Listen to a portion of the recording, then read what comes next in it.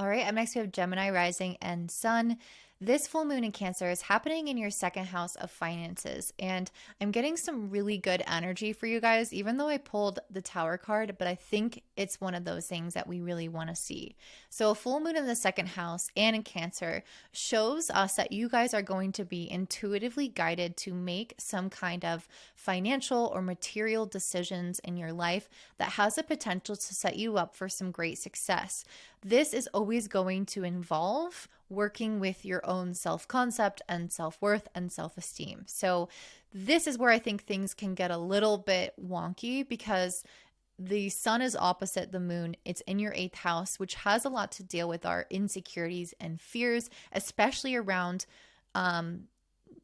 not being worthy or like lacking abundance or having things from the past that didn't go well repeat themselves. So there's an energy of being overly cautious because of a fear that we're not good enough, we're never going to get there, or that the past will creep up again. So there is I feel like a deep healing happening because this full moon is making a beautiful sextile to Jupiter in your 12th house, which is giving you the blessing of the spirit world, of the divine, to have insights and guidance on how to navigate your self-worth, how to heal things around that, as well as how to make financial decisions or commitments that may actually be not totally logical because your planet Mercury is not really like functional right now. It's more of an intuition. It's more of an inner knowing. And I feel like you guys are going to you're going to get really positive results for trusting that pull to make some kind of financial decision or heal around your self-worth, and take those necessary steps. This moon is also trining Saturn in the 10th house. So there's something here that is trying to help you build up your reputation in the world, build up your life goals, like take some solid steps in that direction, expand your career, or kind of add to some layer of authority within your career, by, again, maybe making some financial decisions or reevaluating your self-worth to ensure that you are maybe charging what you're worth or whatever that is, but asking for maybe that next thing that can enhance your financial future is encouraged here.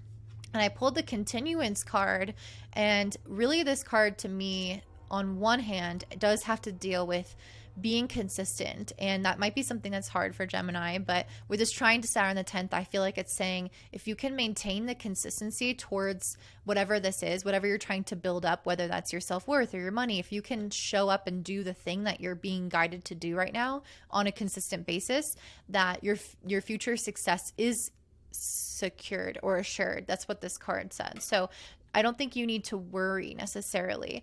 I feel like you guys are really having some amazing ideas on how to actually make that money with the Ace of Swords, Ace of Pentacles. You already know, you're like, this came to me in a dream. This came to me in a vision. I just felt it in my soul. You know, on an instinctual level, what the clear next step is for you. Even if you don't know all the next steps, you know that one next step for you. And I feel like you guys are going to take pretty swift action on this because you are, I did pull the Knight of Swords, which is quite swift, a little impulsive even. And I feel like that could kind of get your brain going a little bit because Mercury's retrograde. It's your planetary ruler. It's in Sagittarius, a sign it doesn't function well in. It's conjunct Mars and squaring Neptune. So it's a little bit of a time where your health or your anxiety and the quality of your mind might be a little bit erratic. You might feel a little bit more manic or like all over the place with your energy. You might feel like you're not as totally clear about certain things, especially when it comes to relationships or contracts, and how that's going to fit into your future and this kind of career or goal development that you're doing.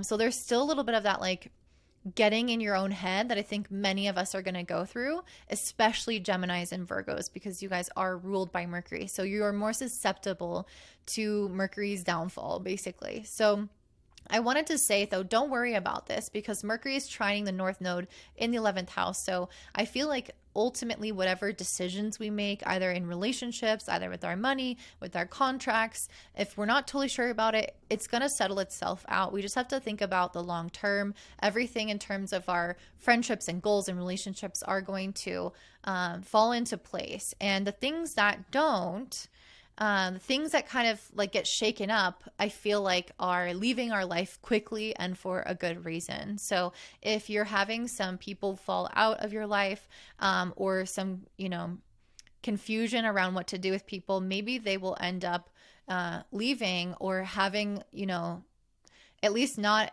being in the same role in your life anymore, so that you can kind of focus on what is really important and on how to have greater balance and well-being in your life, without the people that were not really the best for you.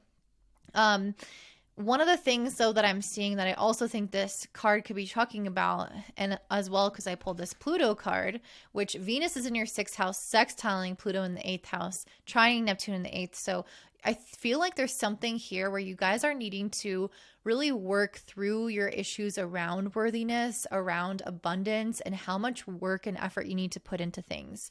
You might feel like you're not deserving enough, which Venus in the 6th house can feel like, I've got to like really strive. I've got to work super hard, and I don't like own anything, and I don't deserve anything. I'm not entitled to anything. And that attitude is getting transformed with the sextile to Pluto, where it's like, no, I am inherently worthy. I have a lot to offer. The trine to Neptune in the 10th, there's healing energy coming through your career. Maybe you're getting validation. Maybe you're getting recognition, or at the very least, you're getting this feeling that things are going to pan out okay if you do decide to believe in your worthiness and believe in your sense of entitlement in a good way. So I feel like this is really encouraging you guys to have kind of like this tower moment of the old self that was built upon this feeling of needing to strive, or needing to kind of prove oneself, or feeling like you're not good enough. There's a tower moment there where that energy is starting to collapse, because you're really building yourself up and making strong decisions for your future that will enhance your career goals. And I think, again, these are very intuitively guided, and making these responsible decisions, committing to these things with Saturn in the 10th, sextiling Jupiter in the 12th, will guarantee your success. It doesn't mean it's always going to be easy. It doesn't mean it's going to be perfect, but it will work out if you don't let these limiting beliefs around your abundance get in the way. So that's what I'm seeing for you, Gemini. Before you hop off, I have 3 things I wanted to share with you. The first 2 are 2024 forecasts. I have a Notion template where I list out all of the transits and their energy if you're wanting to kind of plan your year, or if you want it more personalized and done for you. I'm offering 2024 forecasts one-on-one, where we sit down and look at everything significant month by month. The last thing I want to mention is that I am also still interviewing or looking for 10 healers to interview around this program that I'm wanting to create that blends astrology and through the lens of psychology and the physical body, so that you can better help your clients with astrology. So if you are a healer of the mind or the body and you're willing to sit with an interview with me, I'll give you a 2024 forecast, and we can look at your chart for a bit. So make sure you email me, contact@willisboom.com, with healer interview in the subject. And if you want one of those forecasts, you'll find them linked down below. They're a great Christmas present. Hopefully it's not too late for that. And I hope that you guys have a beautiful day. Don't forget to like, comment, subscribe, share with your friends. Bye.